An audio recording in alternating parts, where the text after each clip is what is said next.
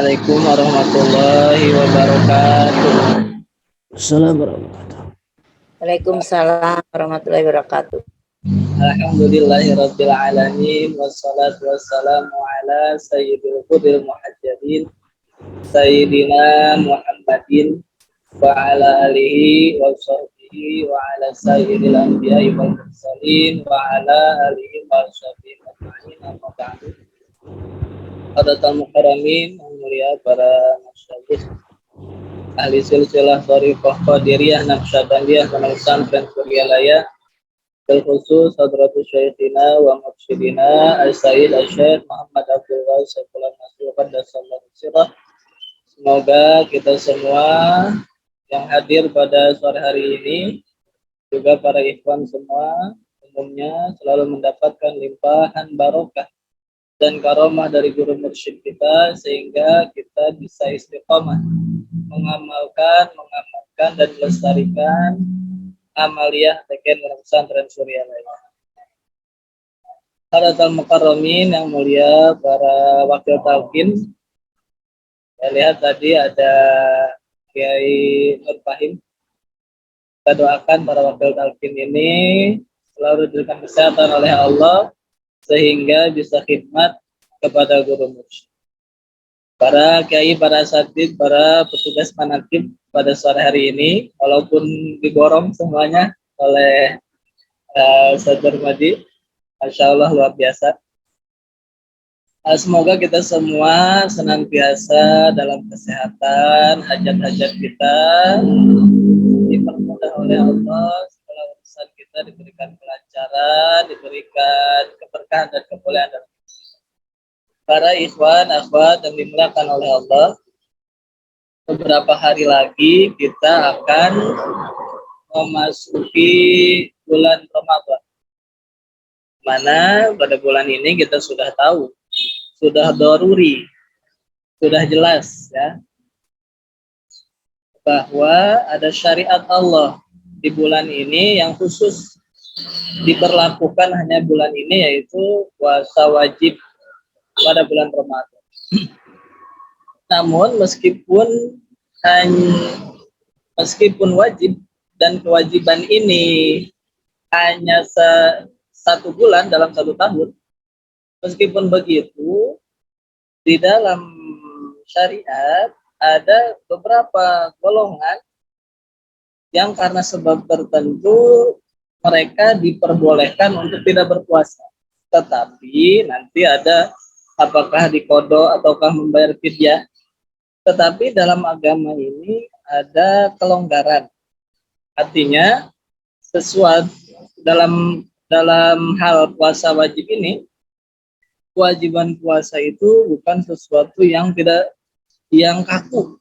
Tetapi pada beberapa orang kewajiban puasa itu bisa diganti. Boleh ditinggalkan, tetapi diganti. Entah itu dengan mengqodhonya ataupun dengan membayar fidyah. Yang ingin saya sampaikan di sini adalah bahwa di dalam semua syariat, di dalam semua hukum-hukum yang Allah berikan melalui Nabi kita, Nabi Muhammad SAW, ada sesuatu yang ingin dijaga oleh Allah, yaitu kemaslahatan umat manusia pada umumnya, khususnya adalah umat Islam. Kenapa? Karena tadi di antara orang yang boleh meninggalkan puasa tetapi diganti ya, adalah orang sakit, kemudian musafir, kemudian orang yang tua renta. Ini artinya syariat itu tidak menghendaki pertama kesulitan. Jangan sampai ada kesulitan, maka agama itu mudah. Kemudian yang kedua adalah jangan sampai dengan melaksanakan syariat yang terlalu kaku karena tidak tahu ilmu, justru menjadikan membawa mudarat untuk dirinya. Oleh karenanya secara medis, bagaimana sabda Nabi, sumu tasih, berpuasalah kalian, tasihu, niscaya kalian akan sehat. Dan itu sudah dibuktikan secara medis. Artinya apa? Ada tujuan-tujuan yang dijaga oleh agama, sehingga hukum itu menjaga tujuan itu. Bila mana tujuan agama tersebut tidak tercapai, maka hukumnya bisa berubah. Jadi yang diutamakan adalah tujuan. Ya, inilah yang dalam istilah usul fikih dikatakan sebagai maqasidus syariah. Tujuan daripada syariat-syariat, ada tujuannya. Dan seperti tadi puasa secara medis, selain itu kewajiban, selain itu syariat, tapi ada tujuan supaya sehat ya, antara sehat itu untuk menjaga manusia, menjaga keberlangsungan hidup manusia. Maka dalam usul fikih ada istilah maqasid tadi saya sampaikan. Ada lima maqasid, ada 5 tujuan secara umum. Walaupun sekarang ada yang mengatakan menjadi 7. Tapi pada pokoknya ada 5 tujuan, ada 5 maqasid, ada 5 tujuan di dalam setiap syariat Allah yang Allah perintahkan. Seperti sholat misalkan, ataupun berperang. Allah memerintahkan perang pada saat itu. Konteks saat itu. Untuk apa? Supaya agama ini terjaga. Karena pertama kali perang diperintahkan itu adalah untuk membela diri. Bukan untuk menyerang, bukan. Tapi untuk membela diri. Inilah hifdzuddin namanya. Inilah maqasid. Jadi ada 5 maqasid. Maqasid ini pertama kali dirumuskan, diistilahkan oleh Imam Al-Juwaini, atau lebih dikenal sebagai Imam Haramain, guru dari Imam Al-Ghazali. Yang pertama, maqasidus syariah adalah hifdzuddin, menjaga agama. Tujuan daripada syariat adalah menjaga tegaknya agama Allah di muka bumi.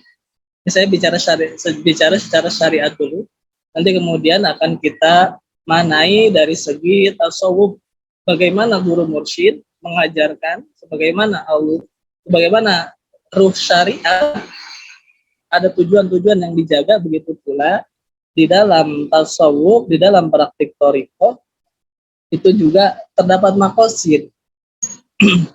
Pertama, hifdzuddin, menjaga agama. Tadi saya contohnya adalah kewajiban berperang dalam rangka membela diri supaya umat muslim tetap ada, sehingga agama tetap ada, tegak di muka bumi ini. Sehingga diperintahkanlah perang. Maka ketika sudah aman, tidak ada ancaman terhadap nyawa, tidak ada ancaman terhadap agama, maka perang tidak diwajibkan lagi. Inilah maqasid. Syariat berisi maqasid dan juga bergantung terhadap maqasid itu. Pertama, hifdzuddin, menjaga agama. Kemudian yang kedua adalah hifdzun nafas. Hifdzun nafas itu adalah menjaga diri, menjaga nyawa. Maka di antara pemaknaan hifdzun nafas itu adalah firman Allah, wala tulqu biaidikum ila tahlukah. Jangan melakukan sesuatu yang membahayakan diri. Maka di antara aplikasi maqasid ini adalah ketika seseorang terancam nyawanya,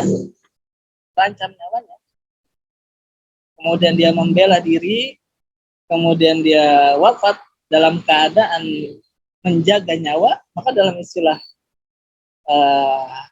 agama itu dikatakan beliau mati syahid secara umum, ya, secara khusus yang di medan perang. Tapi secara umum, kondisi apapun, dalam kondisi kita menjaga nyawa kita, itu diperintahkan oleh agama, dianjurkan oleh agama. Maka seperti ini, misalkan kita istilah orang Betawi itu dibegal, ya, oleh pembegal, maka janganlah kita korbankan nyawa kita demi harta yang tidak seberapa. Walaupun nanti ada di antara tujuan syariat adalah menjaga harta, tapi yang lebih diutamakan adalah menjaga nyawa. Bila mana nyawa kita terancam, selamatkan nyawa kita terlebih dahulu, harta tidak terlalu diprioritaskan. Karena nyawa yang lebih utama. Hifdun nafs, termasuk tadi perang. Kenapa di perang? Menjaga perempuan, anak-anak kecil, nyawanya yang tidak berdosa. Bahkan ketika berperang pun, pihak musuh, perempuan dari pihak musuh, anak-anak kecil dari pihak musuh, orang-orang yang tidak ikut berperang, tidak boleh diperangi.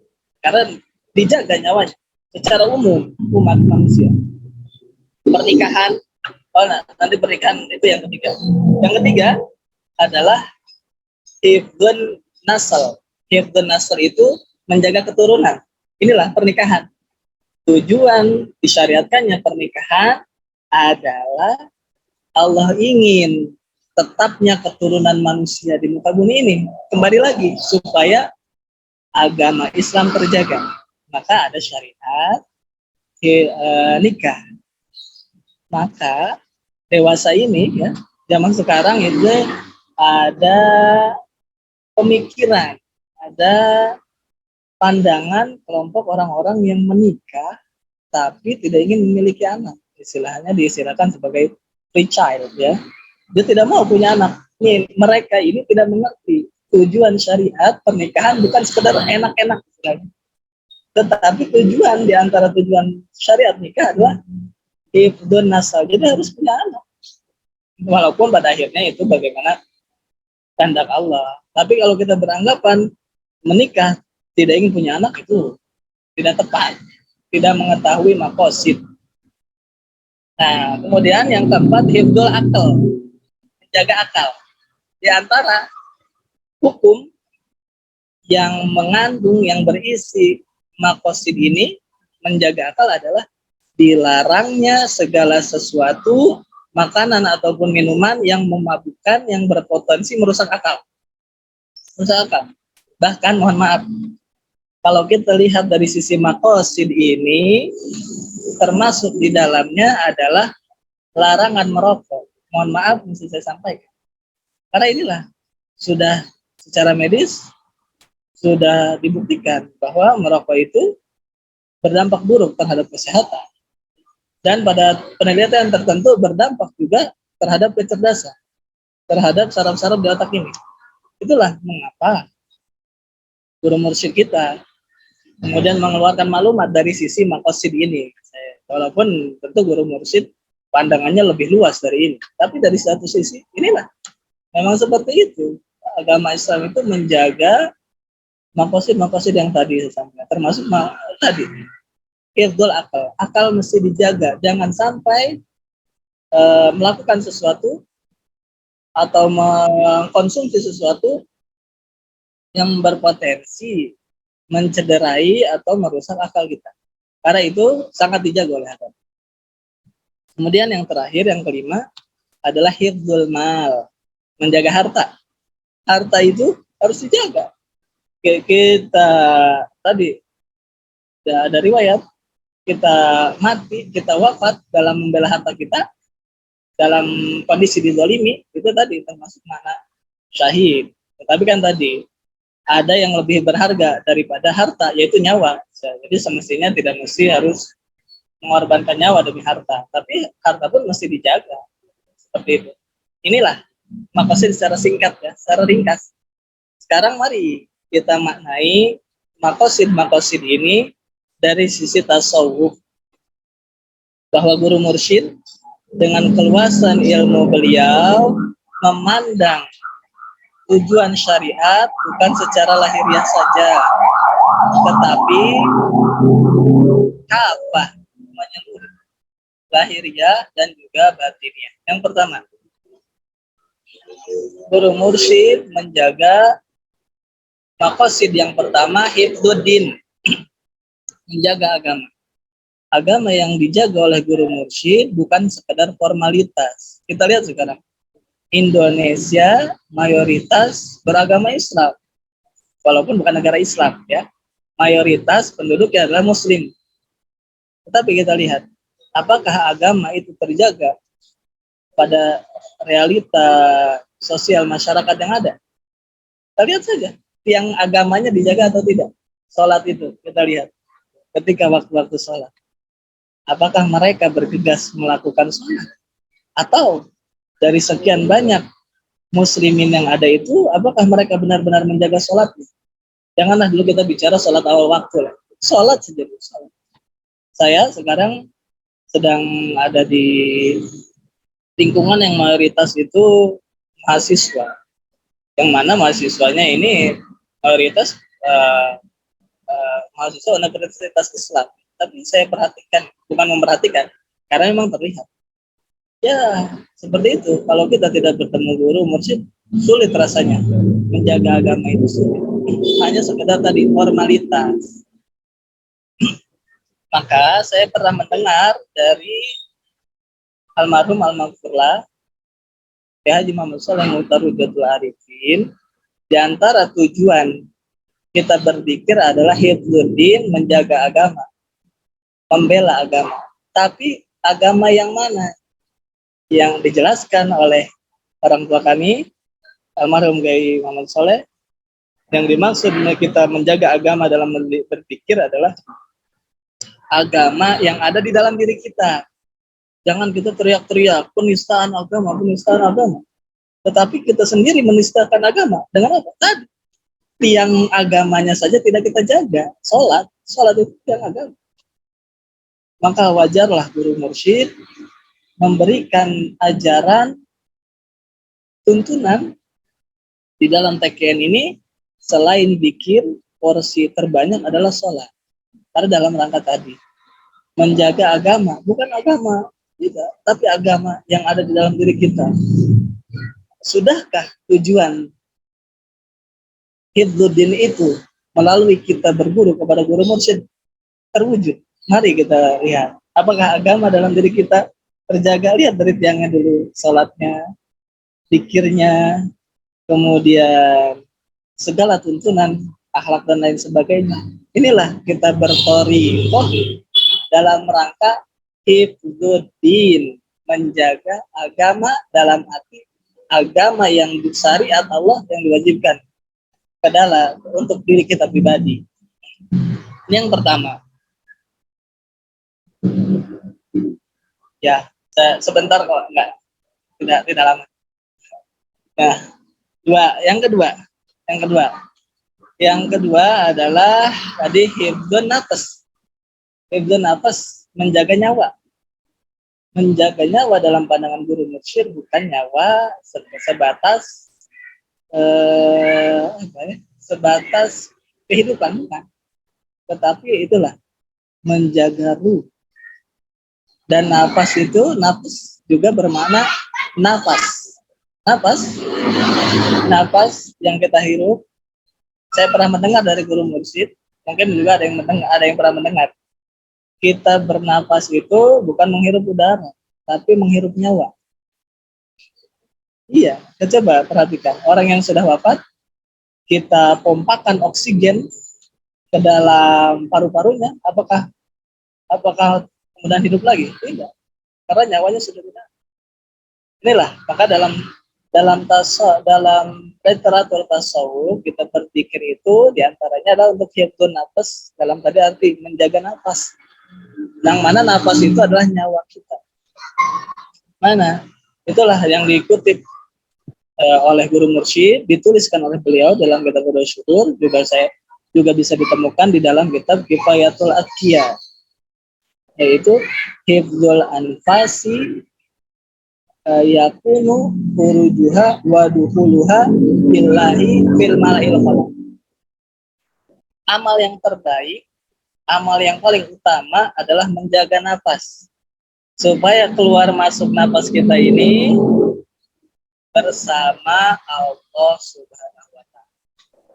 Itulah dengan berzikir, hanya bisa diwujudkan dengan berzikir. Semua orang sealam dunia ini, semuanya pada detik ini, mereka yang mendapatkan rizki berupa kehidupan, masih diberikan nyawanya oleh Allah, semuanya bernapas. Tapi tidak semua yang bernapas itu mengingat Allah dalam hembusan nafas. Dan kita, orang-orang yang ilmunya rendah, amalnya tidak seberapa, akhlaknya juga tidak baik, tetapi dengan kita bertemu guru mursyid ingin supaya kita bisa menjaga nyawa kita, senantiasa ingat kepada Allah, menjaga napas kita keluar masuk, napas itu dalam keadaan kita ingat kepada Allah Subhanahu wa taala.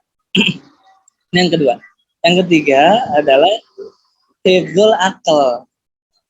Hifdzul akal. Akal. Menjaga akal. Menjaga akal.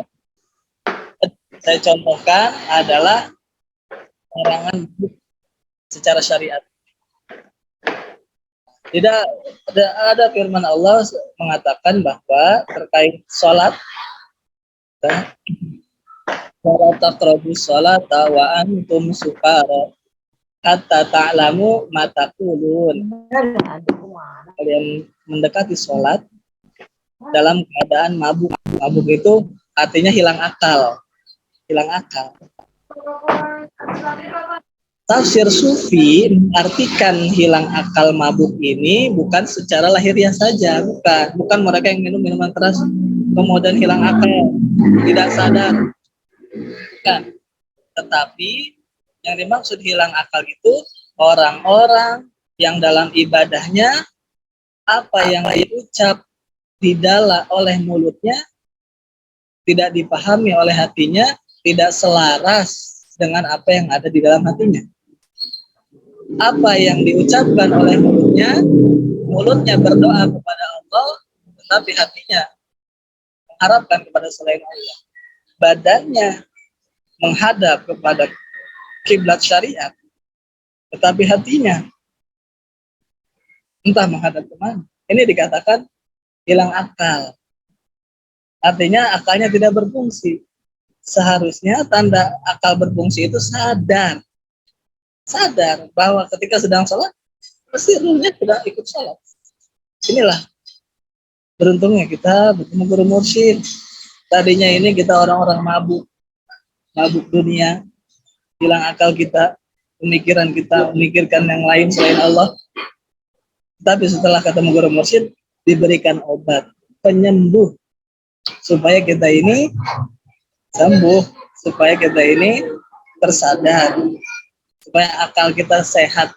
Maka satu waktu ada kisah seorang sufi, ya, beliau dipandang oleh orang lain seperti orang gila, ya, seperti orang gila berpakaian compang-camping.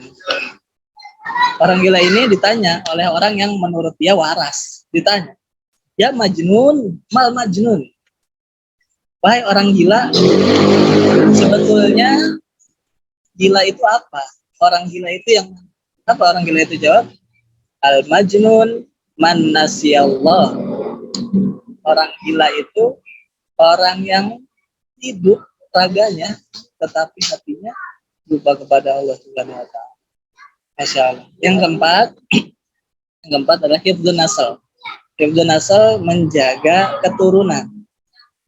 Keturunan dalam pandangan tasawuf bukan hanya lahiriah, tetapi itulah kita talqin dzikir kepada guru mursyid, istilahnya kita lahir 2 kali. Inilah fitrah jasmani kita berasal dari ibu bapak kita, sedangkan rohani kita setelah talqin dzikir itulah lahir tiflul ma'ani, anak rohani yang mana silsilahnya bersambung kepada guru mursyid dan sampai kepada Rasulullah Muhammad SAW. Singkat saja, yang terakhir adalah hifdzul mal, menjaga harta. Bahwa harta yang kita miliki dalam artian tertentu adalah harta itu sesuatu yang kita cintai, itu adalah harta. Maka ada firman Allah, lan tanalul birra hatta tunfiqu mimma tuhibbun. Tidaklah kamu tidak akan mendapatkan kebaikan sehingga kamu menafkahkan apa-apa yang kamu cintai. Kita memang cinta harta kita memang cinta suami atau istri kita. Kita memang cinta anak-anak kita, tetapi ada yang lebih kita cintai daripada itu, yaitu ego kita, diri kita. Itulah harta paling mahal bagi seseorang. Orang bisa saja rela kehilangan harta dan lain sebagainya, tapi saya kira hampir semua orang tidak rela menyerahkan harga dirinya. Istilah dulu ya, kalau sekarang kita sudah tidak punya itu. Maka yang saya maksud menjaga harta adalah kita serahkan sesuatu yang paling berharga yang ada pada diri kita supaya terjaga, karena memberi itu bukan berarti menghilangkan. Memberi itu adalah supaya kita menerima. Artinya apa yang kita keluarkan itulah yang dijaga oleh Allah. Apa yang paling mahal yang kita miliki adalah ego kita itu tadi. Diri kita ini, kita datang kepada guru mursyid, kita serahkan semuanya. Ilmunya, kita ikut ilmu guru mursyid. Amalnya, kita ikut amal guru mursyid. Akhlaknya, kita ikut beliau, walaupun belum sanggup kita mengamalkan semuanya. Inilah juga sesuatu yang berat bagi orang untuk ikut guru mursyid, di antara lain ini. Yang paling berat adalah menyerahkan ego. Terkadang lebih mudah mengajak orang yang kurang pengetahuan dibandingkan orang yang sudah memiliki banyak pengetahuan di dalam kepalanya. Dia mempertimbangkan segala sesuatunya. Dia tidak rela untuk ikut guru mursyid sehingga ditimbang-timbang. Inilah tadi, mahal. Dikatakan seorang murid itu beruntung, keberuntungan pertama adalah karena dia rela menyerahkan sepenuhnya dirinya kepada orang lain, yang mana orang itu secara lahiriah adalah orang sepertinya, seperti yang lain. Istilah dulu pada masa itu adalah orang-orang yang tidak mau ikut Abah Aus, kan diantaranya para wakil talqin mengatakan, saya juga wakil talqin, Ajangan Gaus juga wakil talqin, masa wakil talqin ikut wakil talqin. Itulah yang saya maksud ego. Sesuatu yang paling dicintai. Walaupun juga kita bisa artikan hifdzul mal itu menjaga harta dalam arti kita ikut guru mursyid, kita dibimbingkan di antara amaliyah manakib. Amaliyah manakib itu adalah amaliyah maliyah. Ya, kita banyak khidmat maliyah itu dalam rangka menjaga harta kita, karena harta kita yang sesungguhnya adalah apa yang kita infakkan, apa yang kita khidmatkan, bukan apa yang kita simpan, bukan apa yang kita tabungkan. Inilah maqasidus syariah dari perspektif fikih syariat dan perspektif tasawuf ataupun thariqah, atau juga bisa disebut hakikat. Ini saja saya sampaikan. Mohon maaf atas kekurangan, mohon maaf apabila agak lama. Terima kasih. Assalamualaikum warahmatullahi wabarakatuh.